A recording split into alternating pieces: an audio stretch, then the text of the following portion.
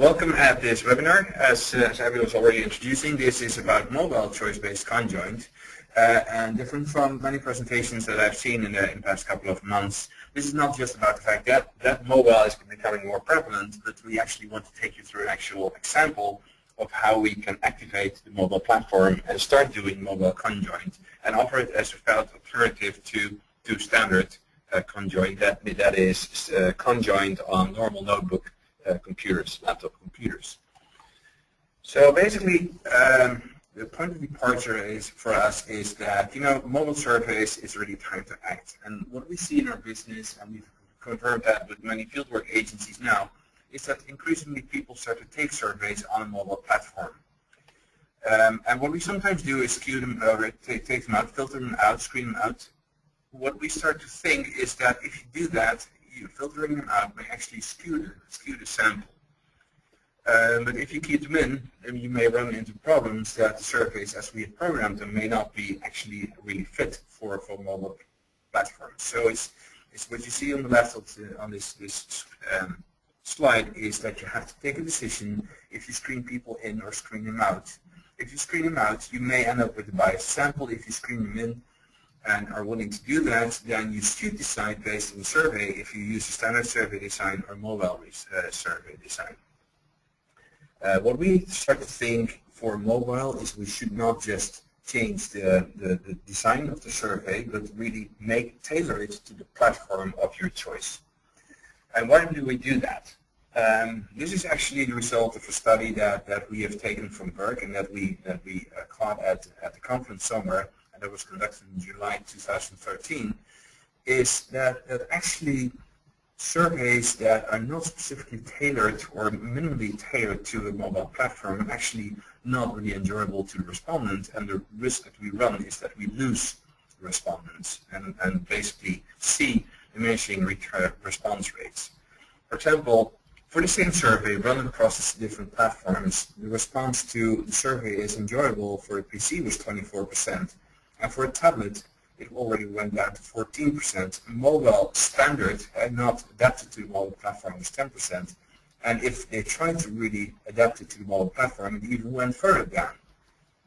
And we couldn't believe when we checked and double-checked the numbers, but actually it was consistent for this report that the numbers for mobile, if they tried to adapt the survey to the mobile platform, went actually down when we were looking at the satisfaction numbers for this survey. So responding was very easy, went down to 31% for mobile, specifically down.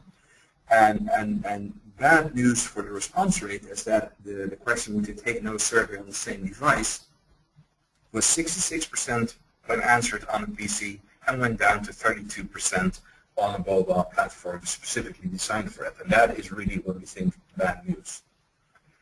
So this is not another, as I said, another presentation about how we need to be ready for the future and can do so many things, but what we actually try to do is actually make it work. So what we're going to present to you today is what we call a value proposition, some sort of a product in market research terms, and show you the validity of our version of mobile choice-based conjoint. And we've called it, for now, 3x3 mCBC.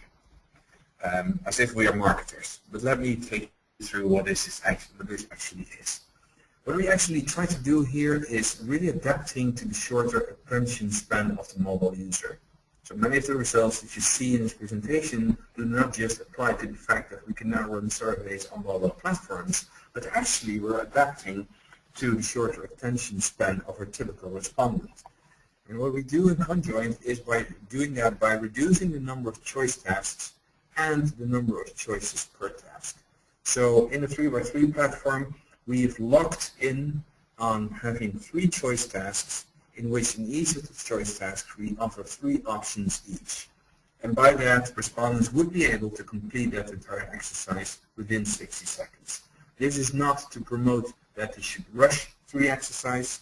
It is just to say that now we can actually really adapt to the shorter attention span of the mobile user, and it would permit us to, for example, run multiple surveys, one after another, actually in the attention span of 5 minutes for a survey. And not only do we do that, go to the 3x3 platform, but we actually want to claim and are investigating that we will deliver the same valid results as a traditional CBC exercise.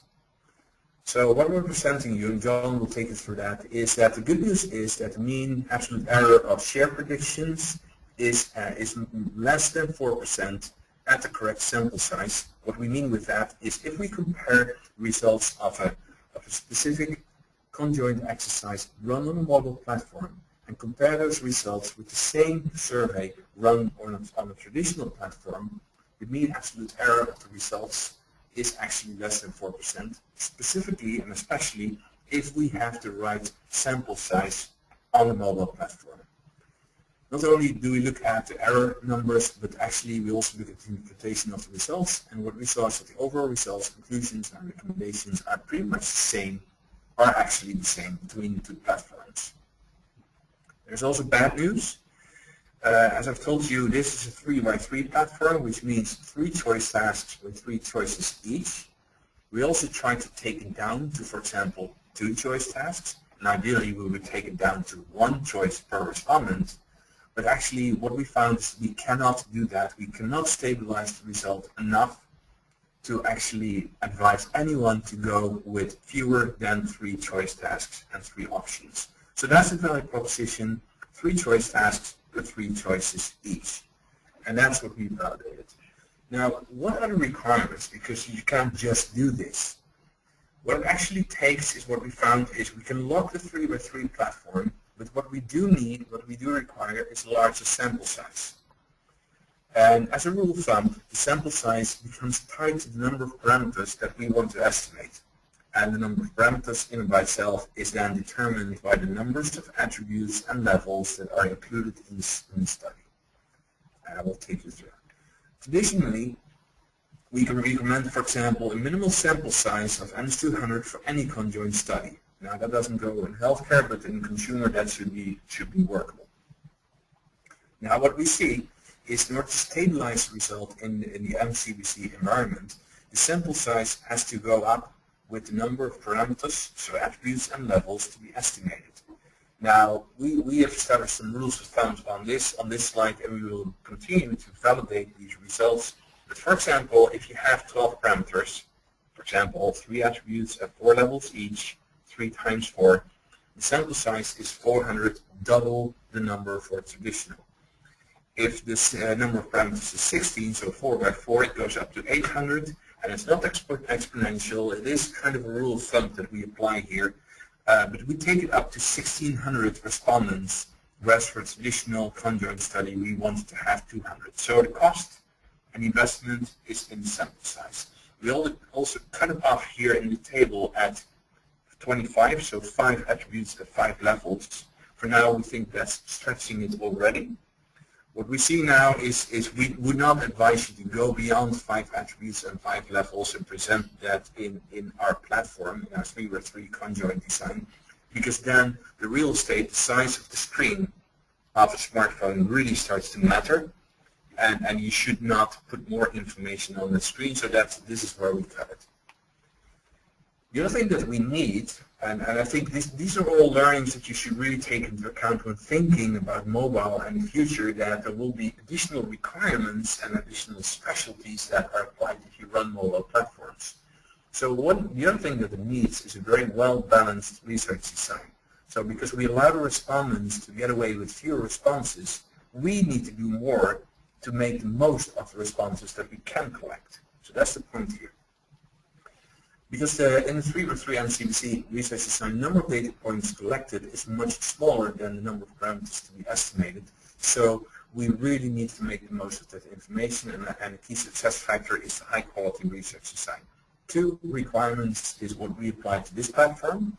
It needs to be properly frequency balanced. Every combination of 2 attributes and the levels should be represented well by all research designs, looking at that at the aggregate as well as individual level, doing that well and by research design. But actually, and that's normal, that's standard operating procedure for us.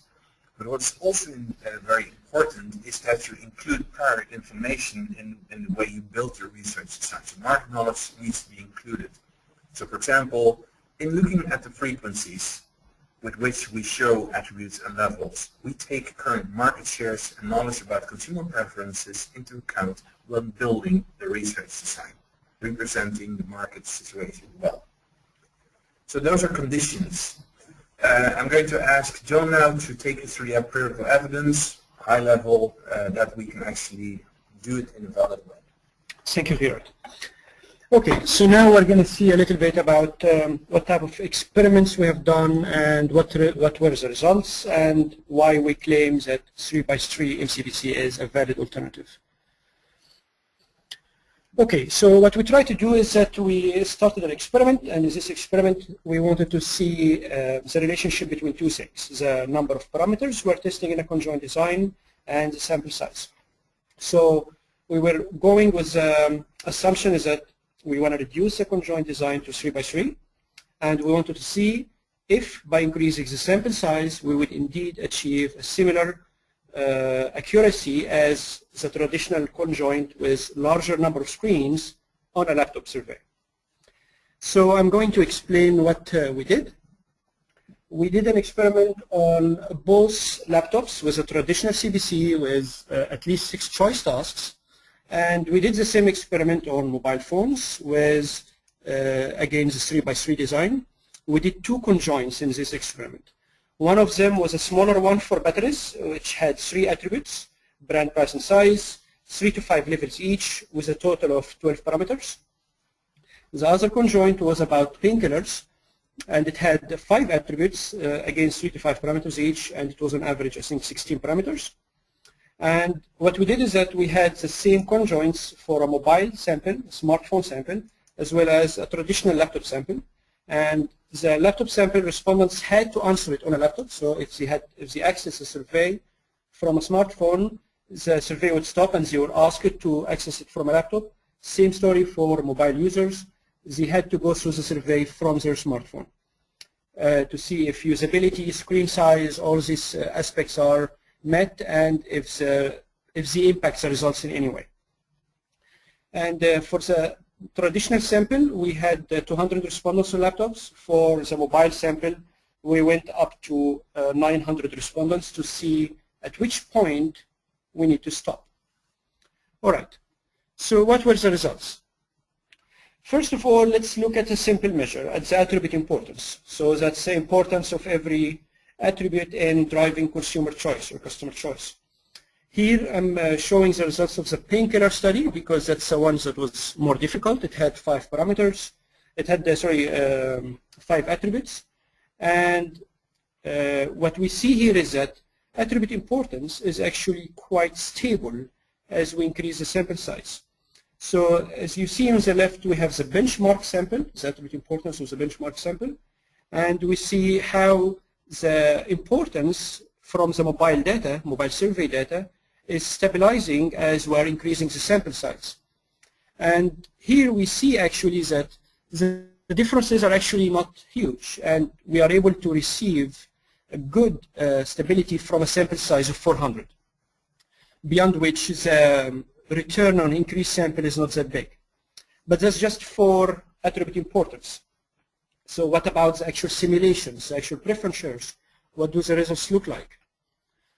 So here, in this slide, in this chart, I'll explain it, is that we have on the x-axis, again, the sample size of the mobile leg. On the y-axis, we have the mean absolute error in preference share. And what I mean by mean absolute error is that we run a lot of different scenarios, a lot of different simulations on both conjoint data coming from the laptop as well as the conjoint data coming from the mobile phones at different sample sizes. And in each simulation, we calculated preference shares, and we looked at the differences in preference shares from the laptop simulation versus the mobile simulation.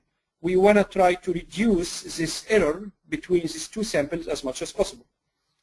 And we see that in the battery sample, the error is actually stable at around 3.5 to 4% across the whole way, which means that from a sample of 400 or even 300, we are getting the same results, the same simulation results as a laptop sample, still with a 3x3 design.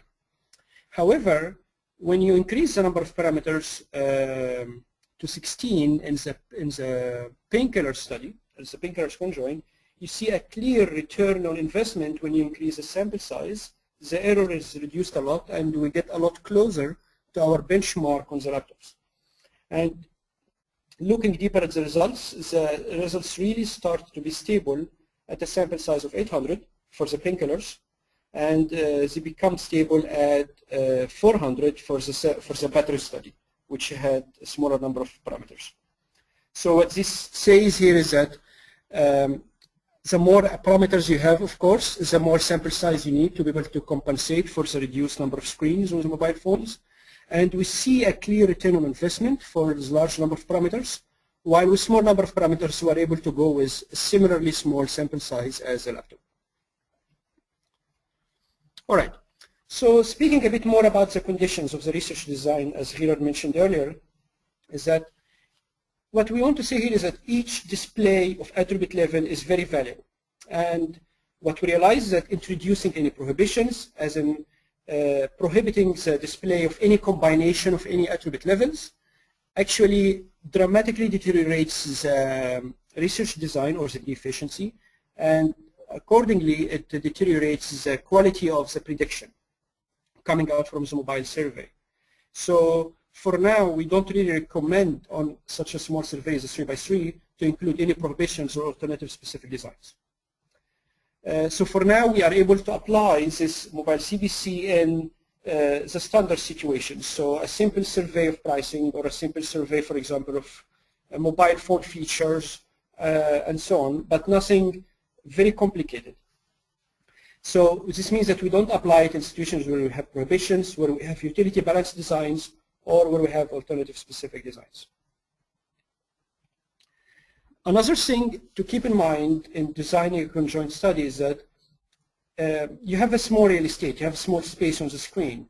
So part of that is not only the analytical aspect of the figures that you can't exceed, but also you have space constraints. That's why we recommend going with a maximum of 5 attributes. When you show the text, it has to be succinct, it has to be small, it has to be easily readable, no very long paragraphs, for example. And we need to be careful a bit about package testing, because we can display 3 pictures beside each other easily on a mobile screen, that's not a problem. But respondents won't easily be able to see the details of the picture unless there's a specific mechanism going on. So for now, we need to make sure that the pictures are easily readable at the small size they are already displayed in. And Gerard will talk a bit about this more. Yeah, what we do here is really try to practice what we preach, and we specifically look into interaction designs. And the examples that we run you through and that we'll show you in the next few slides can actually also be read. We've opened an HC URL site, a tinyurl.com link that you can use. So use tinyurl.com/skim mCBC, and you will be able to see the examples that we're taking you through now. So one of the things that you will be able to see is 3x3 mCBC in price sensitivity kinds of analysis, price sensitivity studies for the battery example that we've taken you through. At least in the validation of the results, as well as in painkillers. All of them will be included in the trial survey. What you will also see in that study is, and we also included one for telecom, the design of a postpaid portfolio. This is actually a reworked version of an actual study that we've completed. What we've done is used specific cascading style sheets that we are developing to run not only on laptop and notebook computers, but are also specifically tailored to work on mobile platforms to use specific aspects of interaction design of a mobile platform. So we're also using it now. We try to use it in MaxDiv kinds of research designs, and in all sorts of research designs that include respondents making choices.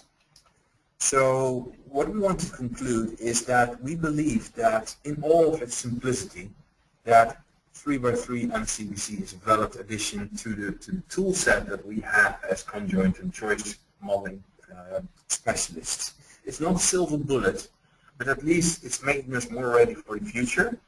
and trying to explore when and when not to implement the mobile platforms and how to do that in an environment where we see the respondents start to utilize the mobile platforms themselves more and more. Be ready for that future. So to conclude, we believe that, as I said, in all of its simplicity and its limitations, mCBC is a valid addition. It also comes with a few cautions. You have to do and do not do certain things. So for example, one thing you need to do is really take market knowledge into account when building your research designs. You have to work with prior knowledge. You have to be ready to use larger samples, and that incurs cost, although the CPI these days is pretty low. And survey length is also very short, so it cannot be very expensive. You'll have to be ready to use succinct text and iconized visuals up to a point that we have really validated that people are willing to interact with the mobile platforms to study pictures in more detail, because that would be required. And for now, have 5 attributes at 5 levels max. So for now, don't use it yet on large CBCs. Do not include research design restrictions, so it's massive prohibitions or alternative specific designs. And for now, because of the visual and the limitations of visuals, do not yet use it for package ad or concept work. So what we will continue to do is continue to do the validation and the design parts. So we will continue to validate mCBC for allocation studies. Those are studies that are very helpful in a healthcare environment. We will continue to validate them for larger research designs, and in order to accommodate the fact that you cannot display too much information, we will have to probably work with consideration sets. And we'll also, in the real estate, in the screen interaction, start utilizing more complex visuals and see our respondents use that. So also keep improving the UI, user interface for mobile CBCs, across the dominant platforms, so iOS as well as Android. Let's keep it at that, and also mobile Windows, of course. And basically, and now it comes back to what we learned here is that we can get away with fewer choice tasks. We can actually accommodate the fact that respondents start to have more limited attention spans. And that is not just something that applies to mobile CBC or any mobile platform, but that will be a general rule that we can apply in market research, so also on notebook and laptops. We just have to be ready to be shorter and sweeter and to cause more engagement in surveys in general, and we can use these learnings to also apply them in those environments. So with that, I would like to conclude the presentation. As Abby said, I will give it back to Abby, but as Abby said, please feel free to ask us any questions using Twitter or approaching us directly by email, and we will make sure that you will get your responses. Awesome. Thank you guys so much. And indeed, we're going to go ahead and close up now. So if you have any questions, please feel free to reach out to us. Our details are there. And I want to thank everyone for joining us today. Please be sure to visit skimgroup.com/webinars to download the presentation and to get information about our other upcoming webinar cycles. We plan to do one every spring and fall. And you can download slides, recordings from all of the webinars we've had this fall cycle. We've covered menu-based conjoint, price and perceived value, and also concept testing with our dynamic optimization tool. So there you can get all kinds of information, and also the slides for today's webinar, which we will also be sending to you. So once again, on behalf of Gerard, John, and myself, I thank you, and we look forward to hearing from you soon. Have a great day.